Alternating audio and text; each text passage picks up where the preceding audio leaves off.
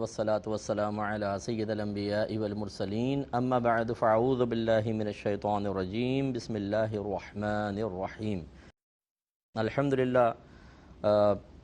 الہادی programme میں جہنم کے بارے میں کلام چل رہا ہے اور مختلف آیات پر کلام کرتے ہوئے مختلف صورتوں سے منتخب آیات، ان کے تراجم اور ان کی تفسیر بیان کرتے ہوئے ہم سورۃ الجاثیہ پر پہنچے تھے، اور اس میں آیت نمبر 7 میں اللہ تبارک و تعالیٰ نے تو ایک جہنمیوں کی کچھ خصوصیات کو ذکر کیا، یعنی خصوصیات سے مراد ایک برائی کو بیان کیا کہ یہ اوصاف ہیں جن کی وجہ سے ایک شخص جہنم میں جا سکتا ہے۔ تو ارشاد فرمایا کہ ویل لکل افاک اثیم، بربادی ہے ہر بڑے بہتان اور لگانے والے اور گناہ گار کے لیے۔ تو یہ اس پہ کافی میں نے آپ کی خدمت میں گزارش کی تھی کہ بعض اوقات ہم بغیر سوچے سمجھے دوسرے پر چوری کا الزام لگا دیتے ہیں، چور کہہ دیتے ہیں، یا الٹے سیدھے کہتے ہیں الٹے سیدھے چکروں میں پڑا ہوا ہے یہ، اور علامات مقرر کرتے ہیں، کہتے ہیں اس کی شکل دیکھیے کیسی الٹی سیدھی حرکتوں میں پڑا ہوا ہے، تبھی شکل پہ 12 بج رہے ہیں، اور مختلف چیزیں۔ اب ہمیں نہیں پتہ ہوتا وہ کچھ ایسا کر رہا ہے کہ نہیں کر رہا، لیکن جب ہم ایک مجمع میں، خاندان میں، دوستوں کے درمیان کوئی ایسی بات کہتے ہیں جو صرف بہتان تراشی ہوتی ہے، ہمارے پاس اس کا کوئی ثبوت نہیں ہوتا، لیکن کچھ سننے والے کہتے ہیں کہ یار کچھ نہ کچھ تو ہوگا تبھی تو کہا ہے نا، یہ جو ایک چیز ہے یہ بہت ہی ہمارے معاشرے میں خطرناک ہے کہ جب کسی پہ الزام لگا دیا جائے اور وہ غلط الزام بھی ہو، جھوٹا بھی ہو، تو ہم کہتے ہیں کہ ضرور کچھ نہ کچھ تو ہوگا۔ اگر 100% الزام لگایا گیا ہے تو یا 10% تو اس نے بھی کچھ نہ کچھ کیا ہوگا۔ تو ایسا ہوتا بھی ہے، اس کا انکار نہیں ہے، لیکن یہ بھی تو ہو سکتا ہے کہ اس بیچارے نے بالکل نہ کیا ہو، اور ہمارے عرف رواج، لوگوں کی طبیعت اور کیفیات کو سمجھتے ہوئے کسی نے جان بوجھ کر ایک شریف النفس پر الزام لگایا ہو، تاکہ لوگ یہ گمان ضرور کریں گے کہ ضرور اس کا بھی کچھ نہ کچھ قصور ہوگا، اور پھر ٹھیک ہے لوگ اس سے بدظن ہوں گے، اس کی زندگی تنگ ہو جائے گی۔ جو اس کو فائدے پہنچانے والے تھے، جیسے کوئی کاروباری ڈیل کرنے والا تھا، کوئی اپنی بچی کا رشتہ دینے والا تھا، کوئی اور مسائل ہوں گے، تو وہ پیچھے ہٹ جائیں گے اور یہ ان فائدوں سے محروم ہو جائے گا اور نقصانات اس کی طرف متوجہ ہوں گے۔ تو یہ میں اپنی بہنوں سے خاص طور پہ گزارش کرتا ہوں، ویسے تو بھائی بھی کم نہیں ہیں آج کل کے دور میں، لیکن خواتین زیادہ تر ایسا ہی ہوتا ہے کہ یہ الزام لگاتی ہیں۔ اچھا، کچھ ایسے چالاک قسم کے ہوتے ہیں کہ وہ الزام نہیں بھی لگاتے اور لگا دیتے ہیں، زو مانی بات کریں گے، جیسے کوئی کہے گا اس کے بارے میں کیا، بس نہ پوچھو یار، کچھ تو بتاؤ، بس زبان نہ کھلواؤ تو بہتر ہے، یہ کہہ کے نکل گئے۔ اب یہ ایک بدگمانی کا بیج ڈال گئے، اگر کچھ کہتے تو شاید سامنے والا کراس کویسچننگ کر کے اس کو غلط یا صحیح ثابت کرتا، لیکن کچھ کہا ہی نہیں، صرف ایک اشارہ کر گئے، اور اس طرح ایک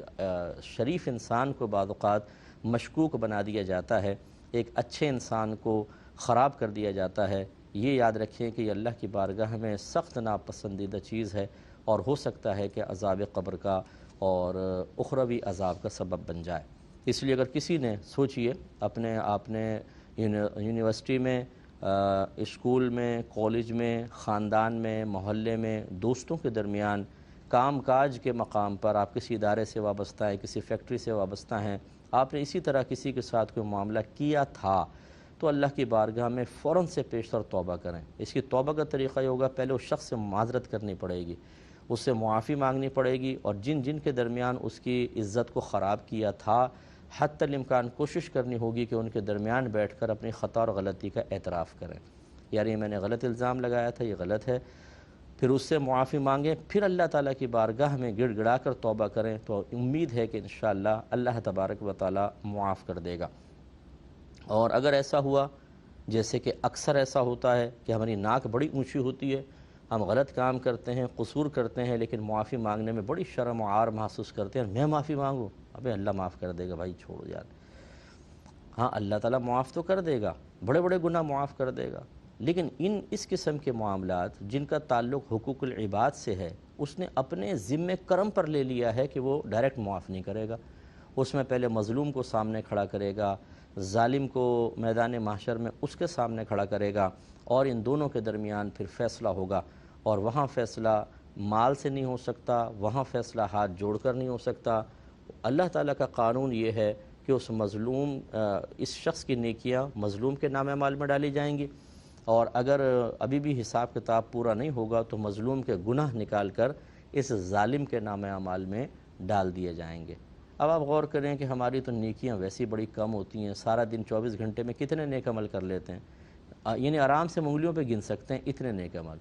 فضول کام بہت ہی زیادہ ہوتے ہیں کہ شمار ہی نہیں ہو سکتا، اور گناہ بھی ان سے کچھ کم نہیں ہوتے، لیکن نیک عمل تو بہت کم ہے۔ اسی طرح روزانہ کا حساب کر کے اگر زندگی بھر کا حساب کیا جائے، اور وہ بھی وہ نیک عمل جو اللہ کی بارگاہ میں مقبول ہو جائیں۔ بعض اوقات تو ہم انتہائی بے پرواہی کے ساتھ نیک عمل کر رہے ہوتے ہیں، ہماری نمازوں کو دیکھ لیں، تیز تیز نماز پڑھ رہے ہوں گے، کیا پڑھ رہا ہوں یہ کچھ سمجھ میں نہیں آ رہا ہوگا، تیز تیز چبایا، اور جو جلدی رکوع سجود کیے اپنے غائب۔ روزہ رکھا ہوا ہے اور روزے کے اندر سارے وہ کام ہو رہے ہیں جو روزے کے علاوہ ہوتے تھے۔ اس طرح یعنی بے نور اور بے رونق عبادات، جن میں اخلاص نہیں، جن میں خشوع و خضوع نہیں، جن میں شرعی تقاضے پورے نہیں ہو رہے، جن کے بارے میں پہلے مسائل سیکھے نہیں، ایسے تو ہمارے ٹوٹے پھوٹے نیک عمل ہوتے ہیں۔ یہ جب اللہ کی بارگاہ میں پہنچیں تو ان نیک عمل میں سے بھی جو مقبول ہوں وہ نکل کر دوسرے کے نام اعمال میں چلے جائیں تو سوچئے کہ کتنا گھاٹے کا سودا کیا ہم نے۔ تو یہاں تھوڑی سی انانیت انسان کو برسوں رلائے گی۔ اس کے لیے میں بارہا عرض کرتا ہوں، شیطان کو ذہن میں رکھیں، اس کی انا نے اس کو مروایا۔ جب اللہ تعالیٰ نے فرمایا کہ آدم کو سجدہ کر، تو انانیت، میں آدم کو سجدہ کروں، میں کرنے لگا۔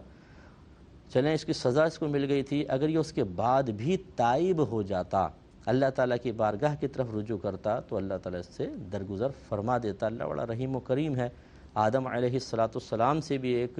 اجتہادی خطا ہوئی، جس کی بنا پر، جو بظاہر ایسا ہی ہے، ورنہ وہ تو ازلی فیصلہ تھا اللہ تعالیٰ کا کہ آدم علیہ السلام نے دنیا میں آنا ہے، اتنے انبیاء علیہ السلام نے پیدا ہونا ہے، اتنی امتیں آنی ہیں، پھر سب کو فوت ہونا ہے، پھر اپنے قبور سے اٹھنا ہے۔ یہ تو اللہ کے ازلی فیصلے تھے، ایسا تو نہیں کہ یہ فیصلے نہیں تھے۔ آدم علیہ السلام نے ایک اجتہادی خطا فرمائی تو دنیا میں بھیجا، تو معاذ اللہ ثم معاذ اللہ، اللہ نے کہا کہ چلو اب یہ سب کر لیتے ہیں۔ ایسا تو نہیں ہے، یہ تو ازلی فیصلے تھے اللہ تعالیٰ کے۔ اللہ کا علم ازلی ہے، اس کی قدرت ازلی ہے، اس کے ارادے ازلی ہیں، کیونکہ صفات ہیں، اس کا مطلب پہلے سے ارادہ تھا۔ یہ تو ایک ظاہری سبب بن گیا، لیکن فرق دیکھیں، شیطان کی بھی خطا دیکھیں، اور یہ تو اجتہادی نہیں تھی، یہ صریح خطا ہے، نافرمانی۔ اور آدم علیہ السلام کی اجتہادی خطا ہے۔ اجتہادی خطا کا مطلب یہ ہوتا ہے کہ غور و تفکر میں تھوڑی سی غلطی تبدیلی ہو جاتی ہے، نافرمانی کا قصد و ارادہ نہیں ہوتا۔ لیکن اس کے باوجود فرق دیکھیں، جس نے صریح غلطی کی، سوچ بچار کی نہیں، تکبر کے ساتھ غلطی کی، وہ اکڑا رہا، اور جن سے اجتہادی خطا ہوئی جو حقیقتاً گناہ نہیں، انہوں نے گڑ گڑا کے اللہ کی بارگاہ میں توبہ کی۔ نتیجہ نکلا کہ آدم علیہ السلام سرخرو ہو گئے اور یہ راندہ درگاہ ہو گیا۔ تو اب جتنے ہمارے بہن بھائی ہمیں سماعت فرما رہے ہیں، اللہ نے آپ کو حسن و جمال دیا ہے، بہت پیسہ دیا ہے، آپ کے اشارے پہ لوگ مر بھی سکتے ہیں، آپ کے اشارے پہ جیل میں بھی ڈالے جا سکتے ہیں، آپ چاہیں تو کسی کو ذلیل و رسوا کر سکتے ہیں 2 منٹ میں، چاہے تو کسی سے کوئی چیز چھین سکتے ہیں، ہو سکتا ہے یہ طاقتیں آپ کے پاس ہوں، لیکن یاد رکھیں کہ جس طریقے سے شیطان نے انانیت سے کام لیا تو قیامت تک کے لیے لعنتی ہوا۔ یہ سارا زور ایک دن آئے گا، جاتا رہے گا۔ جتنے وڈیرے ہیں، جتنے سردار ہیں، جتنے چودھری حضرات ہیں، جتنے اور بڑے بڑے عہدوں پر فائز ہیں،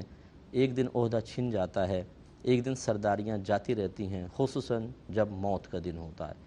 سردار بھی قبر میں جائیں گے،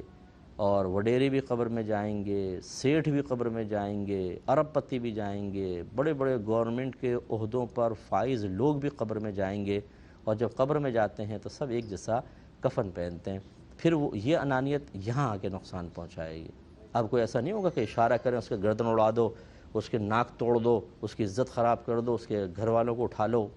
اب کچھ بھی نہیں ہو سکتا۔ تو اس لیے بالکل ہمیں تکبر سے کام نہیں لینا چاہیے۔ اگر کسی پہ الزام تراشی کی ہے، معذرت کر لیں، اللہ تعالیٰ معاف فرمانے والا ہے۔ اسی طرح اثیم، گناہ گار، ہر گناہ گار کے لیے بربادی ہے۔ گناہ کیا ہوتا ہے؟ اللہ تعالیٰ اس کے رسول جس کام کے کرنے کا حکم دیں اسے نہ کریں، گناہ، یا ایک لمٹ قائم کی ہے کہ اس وقت کریں، وقت گزار دیں، پھر کریں، گناہ۔ اگر لمٹ نہیں ہے لیکن اس کا جلد ادائیگی کا علماء نے حکم دیا ہے، جیسے زکوٰۃ، اس کی کوئی لمٹ نہیں ہے، پوری زندگی میں آپ ادا کر سکتے ہیں، لیکن علماء نے فرمایا جلدی ادا کریں، ہو سکتا ہے موت ہو جائے اور نہیں کر سکے آدمی۔ اس طرح حج، پوری زندگی اس کا وقت ہے، جب کریں گے ادائی ہوگا، قضا نہیں ہوگا، اس میں قضا کا کوئی تصور نہیں ہے۔ لیکن علماء نے فرمایا جس نے زکوٰۃ کی ادائیگی میں دیر کی، حج کی ادائیگی میں دیر کی، اور قدرت اس کو حاصل ہے، تو وہ گناہ گار ہوگا۔ تو اس کا مطلب ہے جس کام کے اللہ اس کے رسول نے حکم دیا اس کو بالکل نہ کرنا، یا وقت گزار کے کرنا، یا اگر وقت اس کے لیے طے نہیں ہے تو پھر بھی دیر کر کے کرنا، یہ گناہ ہوتا ہے۔ اور اسی طرح جن کاموں سے بچنے کا حکم دیا ان کاموں کو کرنا گناہ ہے۔ دماغ کے گناہ ہوتے ہیں، ذہن کے، یعنی بہت سے آنکھوں کے ہیں، کانوں کے ہیں، زبان کے ہیں، پھر ہاتھ سے چھونے کے سلسلے میں ہیں، ستر کے گناہ ہیں، قدموں کے گناہ ہیں، پھر مال سے بہت سارے گناہ ہوتے ہیں، یعنی منع کیا ہے شریعت نے یہاں دماغ استعمال نہ کرو، یہ چیز نہ سوچو، یہ نہ دیکھو، یہ نہ بولو، یہ نہ سنو، یہ نہ کھاؤ، یہ نہ پیو، یہ نہ چھوؤ، یہاں ستر استعمال نہیں کرنا ہے، ان مجالس میں نہیں جانا ہے، ان طریقوں سے مال نہیں کمانا ہے۔ اب ہم اس کے باوجود شریعت کی مخالفت کریں، اسے کہتے ہیں گناہ۔ پھر بعض گناہ چھوٹے ہوتے ہیں، صغیرہ، جن کے منع میں شریعت نے بہت زیادہ سختی سے کام نہیں لیا تو وہ صغیرہ بنتے ہیں، بہت زیادہ سختی سے کام لے لے شریعت تو کبیرہ بن جاتے ہیں۔ اور اللہ تعالیٰ فرماتا ہے ہر گناہ گار کے لیے بربادی ہے۔ سب سے بڑا گناہ جو روئے زمین پر ہوتا ہے وہ کفر و شرک ہے، سب سے بڑا گناہ۔ اس کے بعد پھر خودکشی ہے، اپنے آپ کو جان بوجھ کر ہلاک کرنا۔ اس کے بعد پھر دوسری جان کو ناحق قتل کرنا، پھر اور بہت سارے گناہ ہیں، زنا وغیرہ، چوری چکاری، ڈاکہ مارنا، یہ پھر تو اس لیے ہر مسلمان کو چاہیے کہ اگر وہ تھوڑا سا بھی شعور رکھتا ہے، تھوڑا سا بھی خوف خدا رکھتا ہے تو وہ اپنے آپ کو ہر گناہ سے بچائے۔ گناہ سے کیسے بچائیں گے؟ جب پہلے گناہ کی معرفت ہوگی، خصوصاً باطنی گناہ جو دل سے ہوتے ہیں، مثلا بخل ہے، بدگمانی ہے، اس طرح قلبی غیبت ہوتی ہے، یوں ہی ریاکاری ہے، بیجا غصہ ہے، بے صبری ہے، اور بہت سارے مطلب چیزیں جن کا تعلق دل سے ظاہر میں اس کی علامات تو نظر آ سکتی ہیں، لیکن دل اس گناہوں میں مبتلا ہوتا ہے، حسد، کینہ، بغض، تکبر، غرور، یہ چیزیں تو یہ بھی معلوم ہونا چاہیے۔ تو جب تک معرفت نہیں ہوگی ہم کس طرح یہ پہچانیں گے کہ یہ میں گناہ کر رہا ہوں، اور جب پہچانیں گے نہیں تو بچیں گے کیسے؟ یہ بڑا المیہ ہے۔ ہمارے گھروں میں بڑا عجیب و غریب نظام ہے کہ تھوڑا بچہ بڑا ہوتا ہے ہم کہتے ہیں جی ناظرہ پڑھا دو، اس کو حفظ کروا دو، 6 کلمے یاد کرواؤ، ایمان مفصل، ایمان مجمل یاد کرواؤ، نماز کا طریقہ، نماز کی صورتیں یاد کروا دو، سنت کے مطابق دعائیں یاد کرواؤ، بہت اچھی بات ہے۔ اسی طرح کچھ آداب سکھا دیتے ہیں، بیٹا دیکھو ایسا کھاتے ہیں، ایسے پیتے ہیں، یہ لباس یوں پہننا چاہیے، مہمانوں کے سامنے ایسا نہیں بولنا چاہیے، اچھی چیزیں بھی سکھاتے ہیں، بہت پیاری بات ہے۔ لیکن بہت ہی کم گھر ایسے ہوں گے کہ جن میں بچوں سے کہیں کہ بیٹا یہ چیزیں گناہ ہوتی ہیں، ان سے بچنا ہوگا۔ اکثر گھروں میں گناہوں کی معرفت کا اہتمام نہیں ہوتا۔ مجھے جو سننے والے بہن بھائی ہیں، میں صرف احتساب سوچنے کے لیے کہہ رہا ہوں، آپ سوچئے کبھی آپ نے اپنے بچوں کو حسد کی تعریف بتائی ہے کہ بیٹا حسد کیا ہوتا ہے، جیلسی کیا ہوتی ہے، اس کی شرعی تعریف کیا ہے، اس کی علامات کیا ہیں، اگر تمہارے اندر پیدا ہو جائے تو کون کون سی چینج اب تم اپنے اندر محسوس کرو گے، اور پھر حسد کو دور کرنے کا طریقہ کیا ہے؟ نو۔ اسی طریقے سے بخل کیا ہے، ریاکاری کیا ہے، یہ ایسے مہلک گناہ ہیں کہ جو انسان کو تباہ و برباد کر دیتے ہیں۔ شیطان کو سب سے پہلے اس کے غرور، تکبر اور حسد نے تو برباد کیا، وہ کافر ہو گیا۔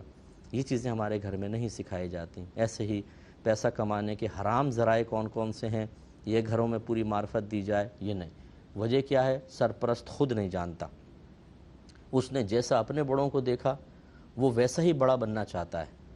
میں اسی لیے بارہا کہتا ہوں، خدارا جیسے آپ کے بڑے تھے، اگر بہت اچھے تھے، صاحب علم تھے، اچھی تربیت کرنے والے تھے، واقعی شریعت کو سمجھنے والے تھے، تو ایسا بڑا بنے، اور اگر نہیں تھے تو ویسا بڑا نہ بنے، اب ایک نئے بڑے کی بنیاد رکھیں، آپ چینج ہو جائیں۔ آپ کے گھر میں اگر جہالت تھی، اب جہالت نہیں ہوگی۔ آپ کے گھر میں اظہار جہالت تھا، بیویوں کو مارنا، پیٹنا، گالیاں بکنا، اور حقوق العباد تلف کرنا، اور الٹی سیدھی حرکتیں، علم بغاوت اٹھا لیں۔ اب میرے گھر کے اندر یہ نہیں ہوگا۔ غلط قسم کی رسومات جاری اور ساری تھیں خاندان میں، جیسے ہمارے ہاں لڑکیوں کو کہا جاتا ہے کہ ہمارے ہاں لڑکیوں کو وراثت میں حصہ نہیں دیتے۔ بھئی آپ کے ہاں نہیں دیتے، آپ کا کون سا یہ کوئی شرعی معیار ہے آپ کا خاندان کہ ہمارے ہاں نہیں دیتے؟ اللہ اس کے رسول لڑکیوں کا ہر جہت سے حصہ بیان فرمائیں، عورت کا ہر جس بھی حیثیت میں وہ حصہ رکھیں، وہ چاہے دادی ہو، نانی ہو، ماں ہو، بیٹی ہو، بہن ہو، بیوی ہو، وہ چاہے باپ کی طرف سے بہن ہو، صرف ماں کی طرف سے بہن ہو، ان کے حصے رکھے گئے ہیں، اور آپ یہ کہہ رہے ہیں ہمارے خاندان میں نہیں دیتا۔ اب جو ہے نئی نسل کو چاہیے عالم بغاوت اٹھائے، اب حصے تقسیم ہوں گے۔ اس سے پہلے آپ جو غلط کرتے رہے اس کا جواب آپ دیں گے۔ ہم آپ کی گرفت نہیں کر سکتے، آپ بڑے ہیں ہم چھوٹے ہیں، لیکن اپنے خاندان میں اب آگے اپنی فیملی میں گندگی ہم سرایت نہیں کرنے دیں گے، اس گندگی کو آگے نہیں چلنے دیں گے۔ یہ ہے کمال، یعنی آپریشن کلین اپ کیجئے، اپنے گھر سے گندی چیزیں نکال دیں۔ آپ کے گھر میں تصاویر لگی ہوئی تھیں، بڑی بڑی تصویریں تعظیماً، جو گناہ ہیں، اور ایسے گھر میں اللہ کی رحمت کے فرشتے نہیں آتے۔ آپ جب اپنی فیملی قائم کریں، آپ شادی کریں، آپ کے بچے ہوں، آپ سب ہٹا دیں تصویریں، ہم نہیں لگائیں گے، بس یہ ہوگا کمال۔ پھر آپ کی اولاد جو ہے وہ انشاءاللہ صاحب علم ہوگی، صاحب تقوی ہوگی، اور ہم آپ کو گارنٹی سے کہتے ہیں دونوں ہی عمر کے میدان محشر میں پہنچیں گے، رزلٹ آپ دیکھ لیجئے گا۔ جو ہماری اس قسم کی باتوں کو سن کر یا آپ کسی کو بتائیں، وہ کہیں ارے بھائی یہ تو مولوی بولتے رہتے ہیں یار، چھوڑو، اب شریعت بہت نرم ہے، اللہ کی رحمت بہت بڑی ہے۔ یعنی اپنے آپ کو گناہوں پر دلیر کرنے کے لیے، اپنے آپ کو نفس کا غلام بنانے کے لیے، یہ سوچ کر کہ میں اپنے نفس کی خواہشات کو قربان نہیں کر سکتا ہوں، شریعت کو برا کہہ دو، دینداروں کو برا کہہ دو، اپنی غلطی ایکسیپٹ نہ کرو۔ اس قسم کے جو جرأت مند ہوتے ہیں دوسروں میں جرأت پیدا کر دیتے ہیں، کہتے ہیں یار جب یہ نماز قضا کر رہا ہے اور اسے کوئی خوف نہیں ہے، کوئی پرواہ نہیں ہے، حرام کماتا ہے، سب کچھ کرتا ہے، کوئی پرواہ نہیں ہے، تو پھر ہمارے اندر بھی جرأت پیدا ہوتی ہے۔ اس کو میں مثال سے سمجھاتا ہوں کہ ایک باپ کے اگر 10 بیٹے ہوں، 10 کے 10 فرما بردار ہیں، تو کسی کی ہمت نہیں ہوگی کہ وہ نافرمانی کرے، کہ نہیں یار سب فرما بردار ہیں، بڑے بھائی بھی فرما بردار ہیں، ہمیں بھی ہونا پڑے گا۔ لیکن اگر ان میں سے ایک بغاوت کرے تو پھر یہ وائرس سرایت کرتا ہے دوسرے میں، پھر وہ کرتا ہے تیسرا چوتھا، اور اس طرح گھر کا شیرازہ بکھرتا ہے۔ اس لیے جو اس طرح کی جرأتیں فراہم کرنے والے ہیں یہ بھی اپنے لیے بہت بڑا گناہ کبیرہ کرنے والے ہیں۔ اللہ تعالی ہم سب کو سن کر سمجھ کر عمل کرنے کی توفیق عطا فرمائے، آمین۔ وآخر دعوانا ان الحمد للہ رب العالمین۔